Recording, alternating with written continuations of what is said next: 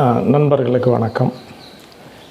ஏற்கனவே இறை வழிபாடு, விபூதி அணிதல், முன்னோர்கள் நமக்கு சொல்லிய விஷயங்கள்,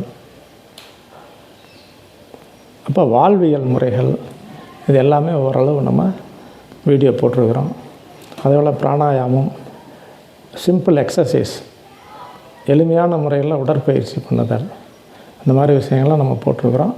அடுத்து இப்போ சில நண்பர்கள் கேட்டிருந்ததன்படி ஒரு விஷயத்தை எப்படி இறைவன் நமக்கு உணர்த்துறாரு அதை பற்றி கொஞ்சம் சொல்லியிருந்தாங்க. அந்த விஷயத்தை இப்போ கொஞ்சம் பார்ப்போம். இப்போ பழமொழி 400ன்னு நம்முடைய பழைய நூல் ஒன்று இருக்குது, தமிழ் நூல். அதில் சொல்லப்பட்ட விஷயந்தான், நம்ம ஒன்றும் புதுசாக சொல்லிடல, ஏற்கனவே நீங்கள்லாம் அறிஞ்ச விஷயங்கள் தான். என்ன சொல்லப்பட்டிருக்கு அப்படின்னா, கல்லாதான் கண்ட கலிநுட்பம், கற்றார் முன் சொல்லுங்கால், சோர்வுபடுதலால் நல்லாய், வினாமுந்தராத உரை இல்லை, இல்லை கனாமுந்தராத வினை அப்படின்னு பாடல் சொல்லுது. நல்லாய், நன்கு ஆய்வு செய்யும் போது, நல்லாய், மங்கை நல்லாய், சிறு குழந்தையே. இப்போ அந்த குழந்தை எப்படி இருக்குது? பூச்சூடிய குழந்தை.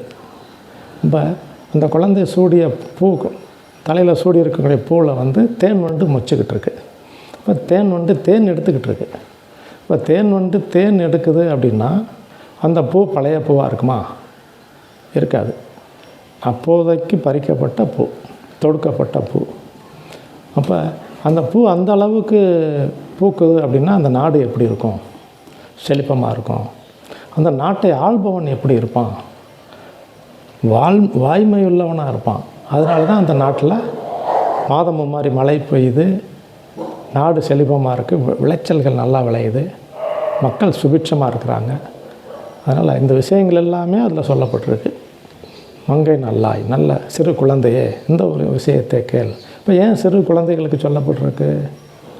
சிறு குழந்தைக்கு சொன்னால் தான் பசுமரத்தாணி போல் பதியும், அதுக்காக சொல்லப்பட்ட விஷயம். நல்லாய், வினாமுந்தராத உரை இல்லை, இல்லை கனாமுந்தராத வினை. அப்போ மனிதர்கள் மட்டும் கிடையாது, விலங்குகளாக இருந்தாலும் சரி, செடி கொடி தாவரங்களாக இருந்தாலும் சரி, எல்லா உயிரினங்களுக்கும் இறைவன் சில விஷயங்களை உணர்த்துவார். அந்த விஷயத்தை தான் இங்கே சொல்லப்பட்டிருக்கு. அப்படி உணர்த்தும் போது சில நேரங்களில் மிருகங்கள் எல்லாமே சில ஒலி எழுப்பும். அதனுடைய அடிப்படையில் சொல்லப்படும், அதனுடைய வெளிப்பாடு அதை காட்டும். இந்த மாதிரி நடக்க போகுது, இது நிகழப்போகுது அப்படிங்கிற மாதிரி அதுக்கு அதனுடைய மொழியில் அது சொல்லும். தாவரங்களும் அதுபோல், அதுபோல் மனிதர்களுக்கு அதுபோல் சொப்பனங்கள் மூலமாக உணர்த்துவார், சகுனங்கள் மூலமாக உணர்த்துவார், நிமித்தங்கள் மூலமாக உணர்த்துவார். இறைவன் 24 மணி நேரமும் அனைத்து ஜீவராசிகளுடனும் தொடர்பு கொண்டுக்கிட்டே தான் இருக்கிறாரு. அப்போ அனைத்து ஜீவராசிகளுடன் தொடர்பு கொண்டு இருக்கக்கூடிய அந்த இறைவன்